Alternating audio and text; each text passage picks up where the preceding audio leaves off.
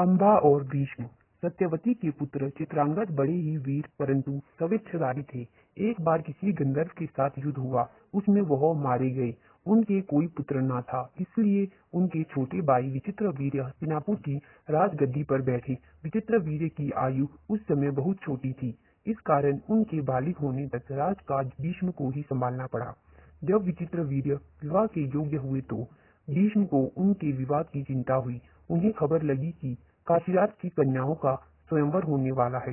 यह जानकर भीष्म बड़े खुश हुए और स्वयंवर में सम्मिलित होने के लिए काशी रवाना हो गए। देश विदेश के अनेक राजकुमार उस स्वयंवर में भाग लेने के लिए आए थे। राजपुत्रियों को पाने के लिए आपस में बड़ी स्पर्धा थी। क्षत्रियों में भीष्म की प्रतिज्ञा की प्रतिष्ठा अद्वितीय थी। उनके महान त्याग और भीष्म प्रतिज्ञा का हाल सब जानते थे। इसलिए जब वह स्वयंवर मंडप में प्रविष्ट हुए तो राजकुमारों ने सोचा कि वह सिर्फ स्वयंवर देखने के लिए आई होंगी, परंतु जब स्वयंवर में सम्मिलित होने वालों में भीष्म ने भी अपना नाम दिया तो अन्य कुमारों को निराश होना पड़ा। उनको क्या पता था कि दृढ़वती भीष्म अपने लिए नहीं वरन अपने भाई के लिए स्वयंवर में सम्मिलित हुए हैं। सभा में खलबली मच गई। चारों ओर से भीष्म पर फप्तियां कसने जाने लगी, माना कि भरतवंशी भीष्म बड़े बुद्धिमान और विद्वान हैं। स्वयंवर से इन्हें क्या मतलब, इनके प्रण का क्या हुआ, जीवन भर ब्रह्मचारी रहने की इन्होंने जो प्रतिज्ञा की थी क्या वह झूठी थी। इस भांति सब राजकुमारों ने भीष्म की हंसी उड़ाई, यहाँ तक कि काशीराज की कन्याओं ने भी। भीष्म इस अवहेलना को न सह सके। उन्होंने सभी राजकुमारों को हराकर तीनों राजकन्याओं को बलपूर्वक रथ पर बिठा दिया और हस्तिनापुर को चल दिए। सौभ देश का राजा शाल्व बड़ा वीर था।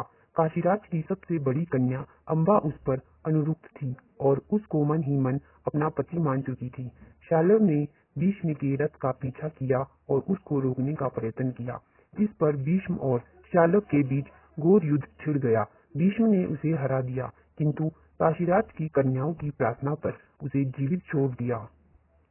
भीष्म काशीराज की कन्याओं को लेकर हस्तिनापुर पहुंचे। विचित्रवीर के विवाह की सारी तैयारी हो जाने के बाद जब कन्याओं को विवाह मंडप में ले जाने का समय आया तो काशीराज की बड़ी बेटी अम्बा एकांत में भीष्म से बोली, गंगे, मैंने अपने मन में सौभ देश के राजा शाल्व को अपना पति मान लिया था। इसी बीच आप मुझे बलपूर्वक यहाँ ले आए। मेरे मन की बात जानने के बाद आप मेरे बारे में अब जो उचित समझे करें। भीष्म को अम्बा की बात जची। उन्होंने अम्बा को उसकी इच्छा अनुसार उचित प्रबंध के साथ शाल्व के पास भेज दिया और अम्बा की दोनों बहनें अंबिका और अम्बालिका का विचित्रवीर्य के साथ विवाह करा दिया। अम्बा अपने मनोनीत वर सौभराज शाल्व के पास गई और सारा वृत्तांत कह सुनाया। उसने कहा, राजन, मैं आपको ही अपना पति मान चुकी हूँ। मैंने अनुरोध से भीष्म ने मुझे आपके पास भेज दिया है। आप मुझे अपनी पत्नी स्वीकार कर लें।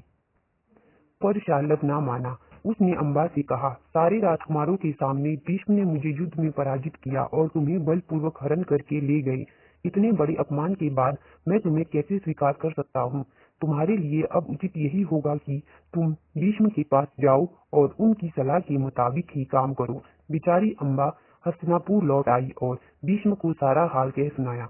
उन्होंने विचित्रवीर से कहा, वत्स, राजा शाल्व अम्बा को स्वीकार नहीं करता। इससे विदित होता है कि उसकी इच्छा अम्बा को पत्नी बनाने की नहीं थी।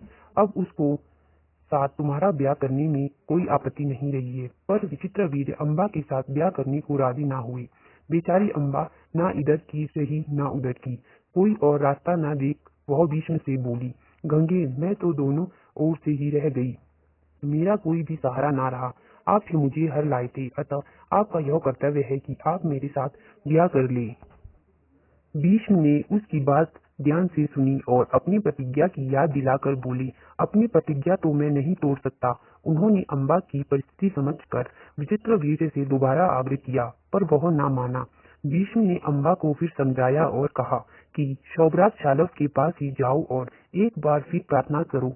लाचार अम्बा फिर शाल्व के पास गई और उससे बहुत मिन्नतें की, लेकिन दूसरे इस प्रकार 6 साल तक हस्तिनापुर और सौभ देश के बीच ठोकरें खाती फिरी। उसने अपने इस सारे दुख का कारण भीष्म को ही समझा। उस पर उसे बहुत क्रोध आया और प्रतिहिंसा की आग में उसके मन में जलने लगी। भीष्म से बदला लेने की इच्छा से वह कई राजाओं के पास गई और उनको अपना दुखड़ा सुनाया।